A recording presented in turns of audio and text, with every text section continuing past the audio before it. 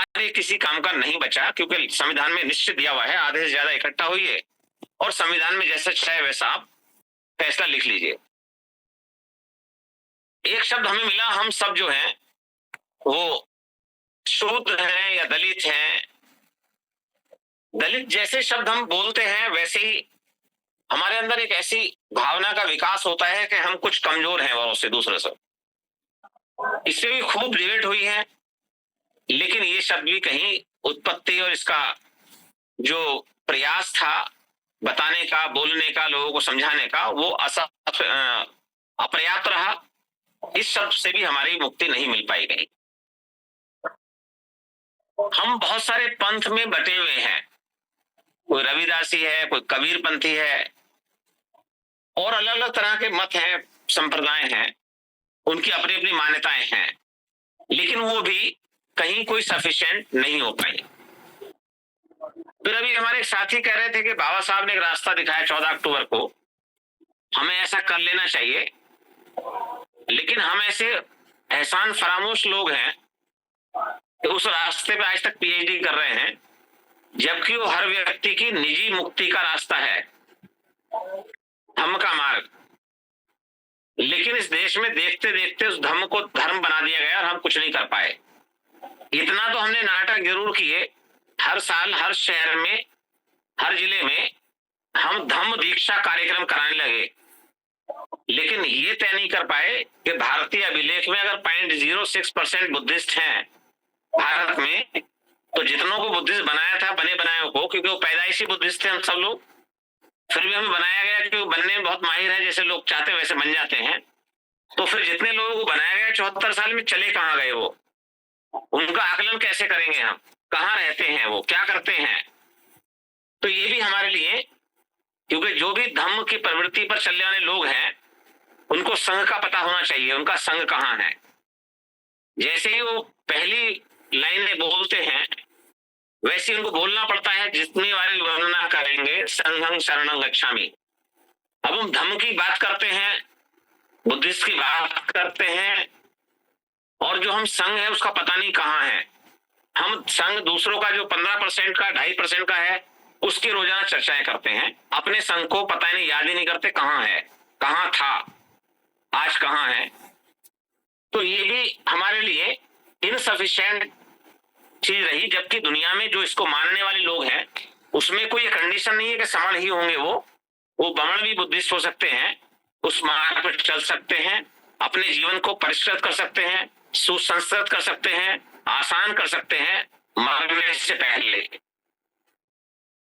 आगे अगर हम सारी बात करें तो इसका मतलब ये निचोड़ निकलता है कि अभी तो हमारी पहचान नहीं पता इस देश में क्या है, जबकि इंडिका पुस्तक में भी, बाबा साहब के 16वें वॉल्यूम में, और बहुत सारे हमारे जो अभिलेख हैं उसमें जिक्र मिलता है कि हमारी जो पहचान है एक मुकम्मल पहचान, गौरवशाली पहचान, जिसको हम जब भी उसको बोलते हैं तभी हमारे राजा महाराजा जो इस देश के रहे हैं, जिन्होंने इस देश पर राज किया है, जिन्होंने इसको भारत ही नहीं जब महाभारत कहते थे तब की गौरवशाली परंपरा याद करते हैं, तो हमें शब्द याद आता है समण। तो ये पहचान हम भूले हुए थे, आज हमें मिली है तो हमें इसका आनंद भी लेना चाहिए, इसको महसूस भी करना चाहिए, और खाली हमें ही नहीं महसूस करना चाहिए बल्कि हमारे आस में, पड़ोस में, रिश्तेदार, यार, जितने भी मित्र हैं उनको बताना चाहिए कि हमारा जो इतिहास है वो इतना गौरवशाली है, हमारी जो पहचान है वो सर्वशक्तिशाली है। बस क्या है, उसे हमें याद करना है, क्योंकि हमारे लोग बड़े भोले भाले हैं, उनको जो याद करा देता वही याद कर लेते हैं। तो अब ये काम चल रहा है याद कराने का, और ये समण संघ का गोल्डन रूल भी है, केवल समण। हमारी समस्याएं हैं, हमारे अधिकार जा रहे हैं, तो हमें इकट्ठा होना है, अधिकार प्राप्त करने हैं। करने किससे हैं? जिनके पास है। किसके पास है? बमलों के पास है, पीढ़ी दर पीढ़ी चले आ रहे हैं, इसे निर्विवाद चीज है।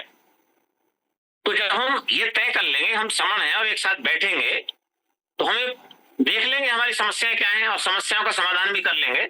हम कैपेबल लोग हैं, ऐसे इनसफिशिएंट लोग नहीं है कि हम गुलाम थे या हुए या बनाए गए तो हम ऐसे गुलाम ही बने रहेंगे।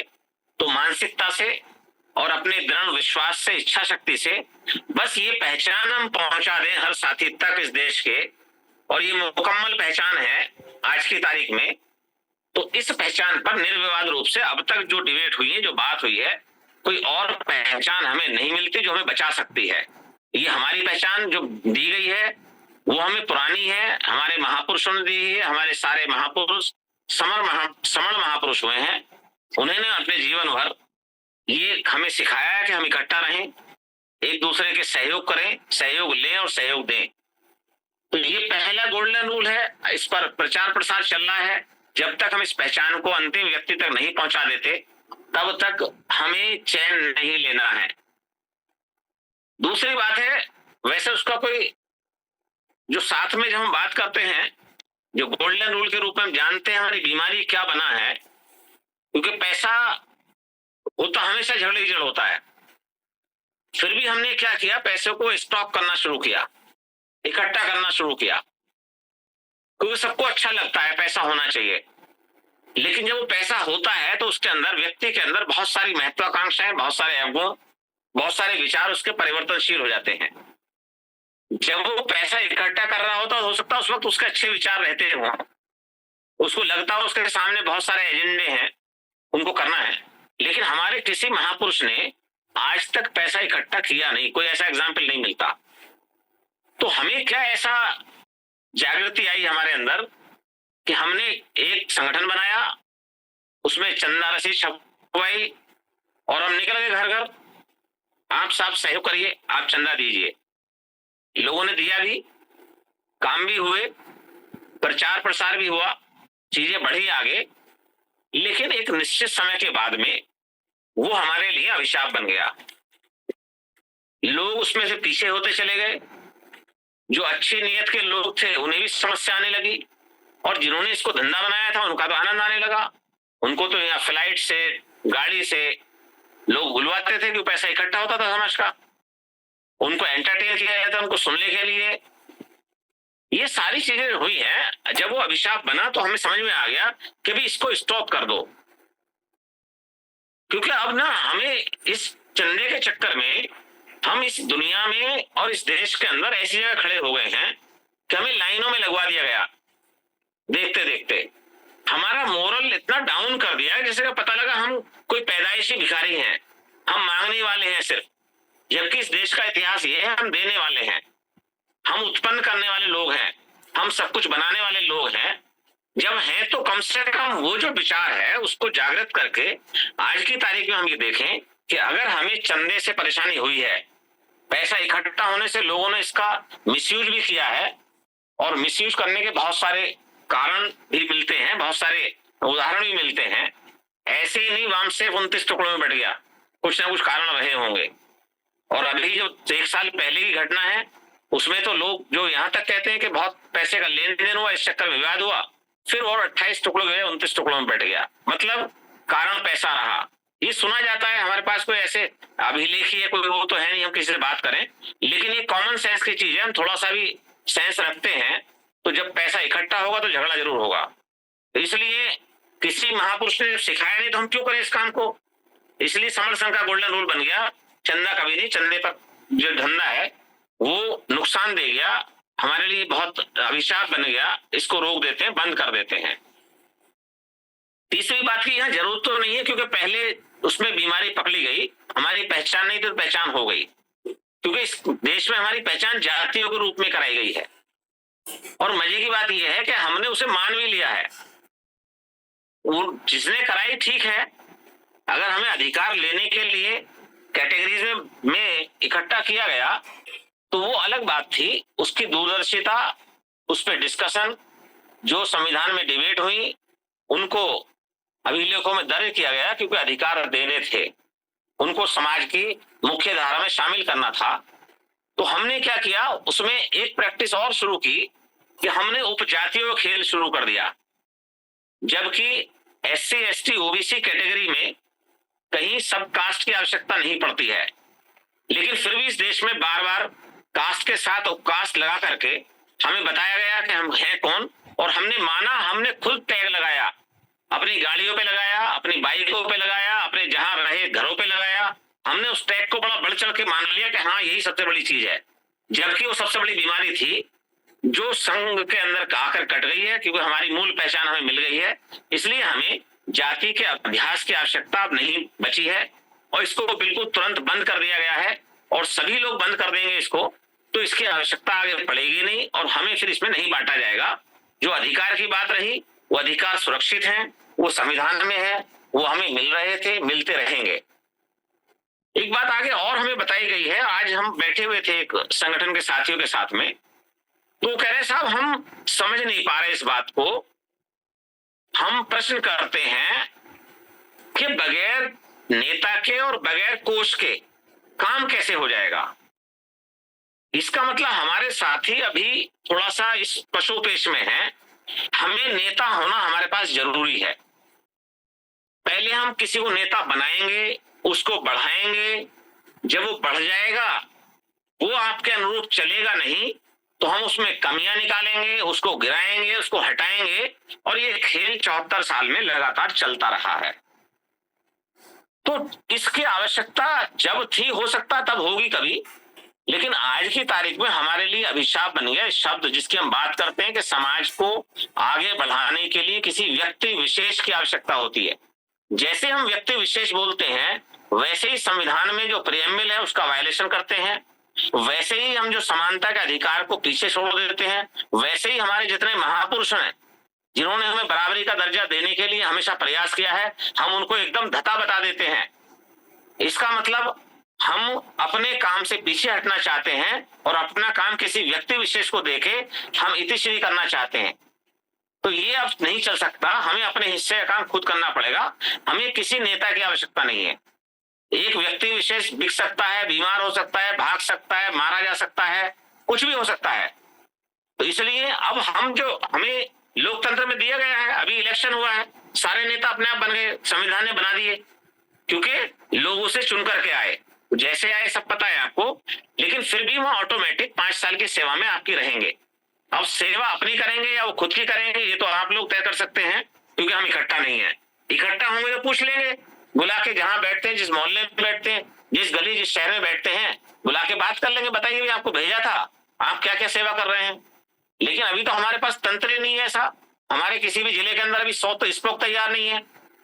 तो अभी काम चल रहा है, शुरू हो रहे हैं, हम बात कर रहे हैं, तो कम से कम ऐसे लोगों की तलाश करके कि जो इन चीजों में विश्वास नहीं करते हैं, अपने काम में विश्वास करते हैं और समर संघ के नियम में विश्वास करते हैं, उनको मानते हैं, तो इस काम को करते हैं। जहां तक हर घर जाते हैं, हर जगह जाते हैं जहां जरूरत पड़ती है। लेकिन अब हम किसी व्यक्ति के चक्कर में आने वाले नहीं है, क्योंकि अभी एक्सपायर दवाई हो गई है, जब व्यक्तियों ने परिणाम दे चुके हैं वो, अब कोई व्यक्ति परिणाम नहीं देगा, ये कन्फर्म है इस देश में।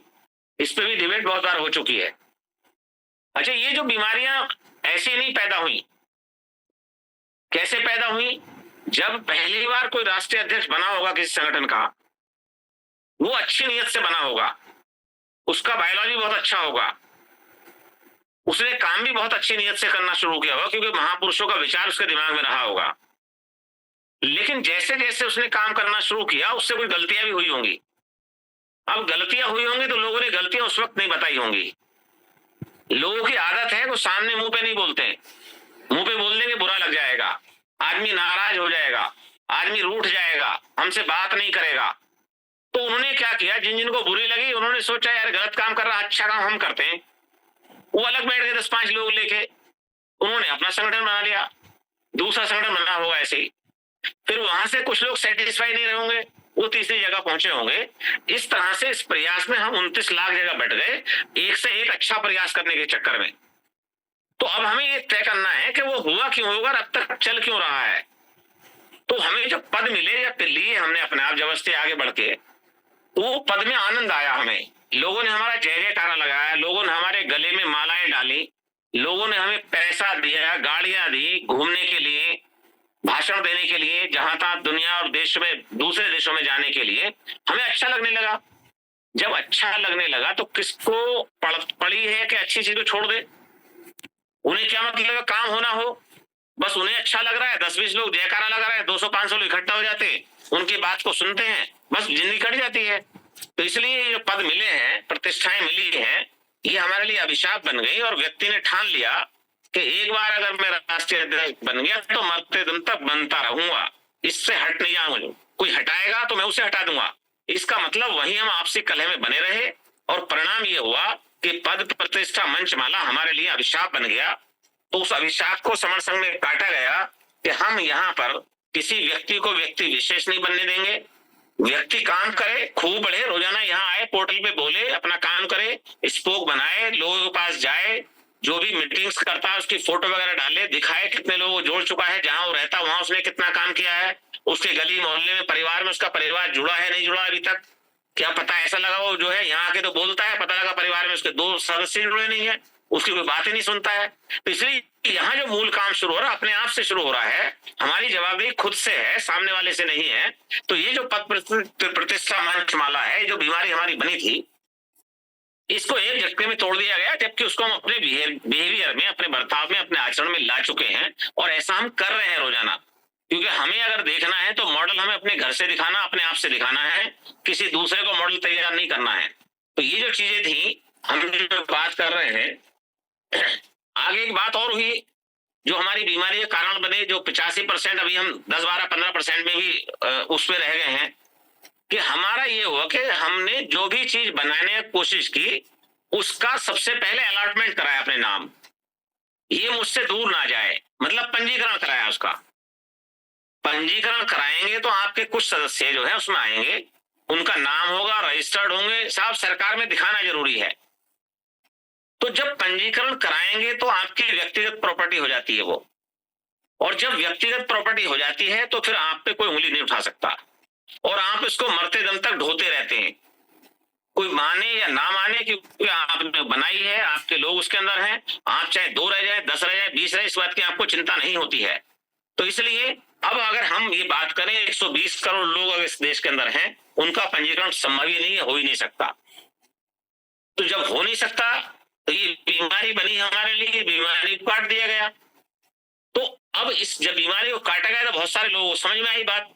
समझ में क्या बात आई कि भाई पंजीकरण है नहीं, पद मिला नहीं, प्रतिष्ठा रही नहीं, हम बैठे कहाँ, वो अपना स्थान खोजते हैं, आते हैं, देखते हैं, उन्हें लगता है यहाँ तो सब लोग आम लोग हैं, उन्हें अपना कोई स्पेसिफिक स्थान, उन्हें बहुत बड़े काम किए, बड़े काम किए, दुनिया हमारी जय जयकार करती है, तो हमें तो आते ही तुरंत गोल्डन चेयर मिलनी चाहिए। संघ में तो होता नहीं है ऐसा, जिसको जहां स्थान आइए, बैठिए, बात करिए, अपना काम बताइए, घर जाइए, सीधी सी काम होता है। तो इसलिए अभी वो अपना स्थान तलाश कर रहे हैं, तलाश कर नहीं पा रहे हैं, तो उन्हें लगता है कि स्थान ज्यादा इंपॉर्टेंट है, जो समाज है, जो महापुरुषों के विचार है उतने इंपॉर्टेंट नहीं है, बोलने वही है उन्हें, क्योंकि विचारों को नहीं बोले उन्हें कोई नहीं पहचानेगा। इसलिए जो पंजीकरण का काम था वो समाप्त कर दिया गया, बीमारी को खत्म कर दिया गया। अब एक बीमारी हमारी और बनी, हमने किसी की मानी नहीं। क्यों नहीं मानी? क्योंकि हम पढ़ लिख के 10-5 किताबें ले ली, 2-4 डिग्रियां ले ली और हमने कहा जो हम कह रहे हैं वही ठीक है। जब वो ठीक है तो आप तो कह सकते हैं वही ठीक है, क्योंकि आप तो अकेले कहना आपको, लेकिन उसे अप्रूव कैसे कराएंगे वो ठीक है? उसके लिए तर्क करना पड़ेगा ना। ऐसा थोड़ी आपने पढ़ लिया वही ठीक है। आपने क्या पढ़ा, किसकी किताब से पढ़ा, लिखा किसने था, क्यों लिखा था, अगर वो इतना ऑथेंटिक है उसको कितने लोग मानते हैं, क्योंकि संविधान में तो चेक होता है। अगर कोई बात आप कह रहे हैं तो उस बात में कितने लोग भरोसा करते हैं, कितने लोग विश्वास करते हैं, तो सारा खेल लोगों का है। तो यहां कोई व्यक्ति कह रहा है इसलिए नहीं मानना, ये सारे धर्म के जितने भी हमारे लोग हैं वो सब बताते हैं इस बात को। तथागत बुद्ध ने बताया इस बात को कि भाई आप इसलिए मत मानो, आपसे मैं कह रहा हूं, आप इसलिए मत मानो आपसे कोई व्यक्ति विशेष कह रहा है, आप इसलिए मत मानो कोई व्यक्ति बहुत श्रेष्ठ है इसलिए वो कह रहा है, उसकी बात को मान लो। जो यहां दिया है थोड़ा सा उसका इस्तेमाल तो कर लो, लेकिन अगर उसका इस्तेमाल करेंगे तो हमें क्या करना पड़ेगा, कुछ खर्च करना पड़ेगा इसको। जैसे ही हमें मानने की बात पे जाते हैं तो मानने में कुछ नहीं लगता, तुरंत मान लो, कुछ काम तो करना नहीं है। जैसे ही हम तर्क करेंगे तो हमें जानना पड़ेगा, तर्क के लिए जानकारी आवश्यक है। तो हम 3 साल से 4 साल से लगातार यहाँ रोजाना इस देश और दुनिया के इतिहास में पहला शायद एक पोर्टल चल रहा हो जो लगातार चलता है, निर्विवाद रूप से रोजाना लोग आते हैं, ड्यूटी अपनी संभालते हैं, काम करते हैं, डिबेट करते हैं, चर्चा करते हैं, आगे चले जाते हैं, 10:30 बजे सोते हैं, फिर सुबह इस काम में लग जाते हैं, कोई फोन पे लगता है, कोई मीटिंग में लगता है, कोई घर जाता है किसी, कोई बुलाता है किसी को, बस एक ही काम है, ये बस नशा चढ़ गया है और ये काम करके ठहरना है कि हमें इकट्ठा होना है। तो इसलिए जो हमने किसी की मानी नहीं, अब हमें पता चला उसका नुकसान क्या हुआ। हमारे वरिष्ठ लोग बेचारे मोहल्ले में, गांव में बैठे हुए कहते पाए जाते हैं, हमारी कोई सुनता ही नहीं। उनसे कहते भाई आप लोग अकेले अकेले कह रहे हो, इकट्ठा हो कह लो। बोले कोई जुड़ता ही नहीं, आता ही नहीं। जबकि उन्हें ये नहीं पता, वो किसी के पास नहीं जाते। अभी 30-35 साल पहले तक हमारे हर गली मोहल्ले में चौपाल हुआ करती थी, बैठते थे, छोटी मोटी समस्याएं वैसे निपटा दिया करते थे। जो हमारे बच्चे थे, छोटे थे, वो निकल के जाते थे, तुरंत पूछ लिया करते थे कहाँ गया, क्या गड़बड़ हुई। ना थाने जाना पड़ता, ना चौकी जाना पड़ता था। लेकिन जैसे वो व्यवस्थाएं खत्म हुई, जैसे हम टूटे, अलग अलग हुए, अपने घरों में कैद हुए, वैसे ही हमारी समस्याएं और ज्यादा बढ़ी और हमने किसी की मानना बंद कर दिया। जब मानना बंद कर दिया तो फिर जानकारी है नहीं, मानेंगे है नहीं, तो फिर तो पिटते रहेंगे। तो अब संघ में यह तय हुआ है कि जो संघ का आदेश होगा वो सर्वोपरि है। आप किसी वक्त कहीं भी कुछ भी सोच रहे हैं, जो आपके संघ ने निर्णय लिया है, आप उसमें थे निर्णय में तब भी, और आप निर्णय में नहीं थे किसी कारण से तब भी, आपको उसके आदेश का पालन करना पड़ेगा। दिमाग में बिठा ले इस बात को, क्योंकि वो जो आदेश आया है, वो जो जानकारी आई है, वो बड़ी तर्क के आधार पर, तर्क की कसौटी पर खरा होकर तब आई है। वो सब लोगों ने अपनी डिबेट में हिस्सा लिया है और तब वो बात तर्क के कसौटी पर खरी परखी गई है, उसको तब आदेश के रूप में जारी किया गया है। तो इसलिए उस आदेश को हमारे लिए मानना जरूरी है। और इस वक्त जो हम काम कर रहे हैं वो संघ के आदेश पर कर रहे हैं, अपने आदेश पर नहीं कर रहे। हमारा कोई आदेश नहीं, कोई समझ नहीं, कोई कुछ नहीं। हम सब चीज को भूल के सिर्फ इस बात पे बात करते हैं कि संघ ने तर्क के आधार पर जो निर्णय लिए हैं उस पर हमें काम करना है। अगर कोई बात किसी को लगता है कि संघ में ये निर्णय ठीक नहीं हुआ, दोबारा परख लो, एजेंडा लगाइए, एजेंडे में रखिए कि भाई पहले संघ ने निर्णय लिया था, ये निर्णय इस कारणों से ठीक नहीं लगता, इसका इम्पैक्ट जो है वो अच्छा नहीं रहेगा। आप चर्चा कराइए। अगर वो एजेंडा गिर जाता है तो आपको मानना पड़ेगा। हो सकता है आपका पास संशोधन हो जाएगा, अगले नियम पे बात कर लेंगे। ये रोज काम करना है। जितने लोग बैठते हैं वही निर्णय लेते हैं। यहाँ लोगों ने कहा साहब, जितने कम से कम लोगों के बीच में कहा साहब नियम बना लो। हमने कहा भाई 8 लोगों ने कहा पहली बार नियम बना लो। हमने कहा 8 लोगों के नियम 8 लोग मानेंगे, 800 लोग कैसे मान लेंगे, 8000 कैसे मान लेंगे, 8 लाख कैसे मानेंगे, 8 करोड़ कैसे मानेंगे। तो इस बात पे हमारे कई साथी जो है नाराज हो गए, बोले बगैर नियम कैसे काम करेंगे। तो आगे चलते रहे, नियम बनते रहे, नियमों पे काम कर रहे हैं रोजाना हम। तो हम ये बात अपने दिमाग में बिठा ले पूरी तरह से कि हमें अगर किसी भी चीज को नियम बनाना है, नियम पूर्वक मानना है, तो पहले संघ में बैठ करके उसे कसौटी पे खरा उतरना पड़ेगा, उसको परखना पड़ेगा। हमें जो ये विवेक मिला है इसका इस्तेमाल करना पड़ेगा। हम किसी भी चीज को ऐसे ही नहीं मान सकते किसी ने कह दिया। इसलिए संघ का जो आदेश है वो सर्वोपरि है और ये हमें हर हाल में मानना पड़ेगा। अब एक बात और अभी होती है, बीमारी जो बनी है साहब, काम कर रहे हैं समाज में, लड़ रहे हैं इलेक्शन। अब ये नहीं पता लोगों को सामाजिक काम कर रहे हैं, राजनीतिक काम कर रहे हैं, इनकी इच्छा शक्ति क्या है। 10 साल समाज में काम किया, घर घर जागृत किया, महापुरुषों के विचार बताए, लोग जब इकट्ठा हो गए तुरंत पार्टी बना ली। अब वो लोग ठगे हुए हैं कि यार ये तो हम तो इनके साथ इसलिए खड़े हुए थे कि ये तो समाज का काम करते हैं, अच्छा काम करते हैं। अब ये राजनीति में चले गए तो वहां कंपटीशन शुरू हो गया, जितनी पार्टियां जिसको अच्छी लगी हो जाएगा, उसके साथ खड़ा होगा। तो अब इसलिए तय हुआ कि हम जो है वो राजनीति कोई अछूत नहीं है हमारे लिए, हर एक को करनी चाहिए, समझना चाहिए, तर्क करना चाहिए, चर्चा करनी चाहिए, लेकिन विशुद्ध रूप से जिनको राजनीति करनी करें। लेकिन संघ में जो लोग हैं वो राजनीति में जो जाना चाहे जा सकता है, बट संघ कभी राजनीति में नहीं जाएगा। ये बात हम लगातार बता रहे हैं, लेकिन अभी भी बहुत सारे लोगों को जो विश्वास नहीं हो रहा, वो कहते हैं अरे साहब ऐसे कैसे हो जाएगा। ये तो शुरू में ऐसा कह रहे हैं, कल को इनके पास जब लोग हो जाएंगे फिर ऐसा करेंगे। हमने कभी कल भी रोजाना, आज से बात कल आता है, कल के बाद परसों आता है, रोज परखो इस बात को। तो इस बात पे अभी विश्वास इनिशियली जो लोग कर पा रहे हैं वो तो काम करना शुरू कर दिया। अभी कुछ लोग वेट एंड वॉच कर रहे हैं, 60 70 साल की उम्र में कह रहे हैं साहब 1.5 साल से सुन रहे हैं हम। अरे भाई कितना और सुनोगे, अपना तर्क का इस्तेमाल कर लो। अगर आपको समझ में आ रहा है तो आप भी काम करो। यहाँ कोई किसी एक आदमी का ठेका तो है नहीं कि टेंडर तो हो नहीं गया कि 2 4 10 5 150 1000 500 लोग काम करेंगे केवल। यहाँ तो हमें 120 करोड़ लोगों को काम करना है। अगर 1% भी काम करते हैं हम, तो 1,20,00,000 लोगों को तो हमें इकट्ठा होना तुरंत। तो इसलिए इसे जितनी जल्दी कर लेंगे उतनी जल्दी हमें कुछ ना कुछ दिखाई देगा, क्योंकि समस्या अनेक है। तो ये जो चीजें हैं राजनीति वाली, इसको हमें ऐसा बता दिया गया जैसे अछूत है, भाई हमें इस पे चर्चा ही नहीं करनी है, इसे दूर रहना है। तो हमें बहुत सारी चीजें पकड़ाई गई, हमने मान ली उनको, गलत चर्चाओं में चले गए, तो इन सब चीजों से हमारे लिए बीमारियां बन गई। इसलिए हमें जोड़ने में ये समस्याएं आ रही थी, इस समस्या को दूर किया गया। एक बात और देखा गया, हम जुड़ते हैं टूट जाते हैं, जुड़ते हैं टूट जाते हैं, जुड़ते हैं टूट जाते हैं। जैसे अभी हमने बताया, पहले एक संगठन बना, 2 बने, 4 बने, 8 बने, 16 बने, 32 बने, टूटते चले जा रहे थे, अंत ही नहीं हो रहा था। लेकिन अब अंत हो जाएगा। समण संघ की आइडियोलॉजी पर काम करने वाला व्यक्ति, उसके लिए नियम ज्यादा इंपॉर्टेंट है, आदेश समण संघ के ज्यादा इंपॉर्टेंट है। अगर वो संघ के अंदर संघ के विपरीत कोई काम करेगा, संघ के विपरीत किसी को बरगलाएगा, संघ के लोगों को तोड़ने की कोशिश करेगा, संघ के दुष्प्रचार करेगा, अगर वो ऐसा लगता है तो संघ में उससे बात की जाएगी, और आवश्यकता होने पर अगर बहुत ही अपरिहार्य कारण होते हैं तो उसको संघ से बाहर भी भेजा जाएगा। क्योंकि पहले काम नहीं होता था, हमने सुना था, केवल पंचायतें होती थी, उनको साफ, उनका हुक्का पानी बंद कर दिया गया, ये सुना था। लोग डरते थे बहुत ज्यादा, क्योंकि वहां गांव गांव की पंचायतें होती, वहीं लोग होते थे, उनका जीवन होता, उनकी समस्याएं होती थी।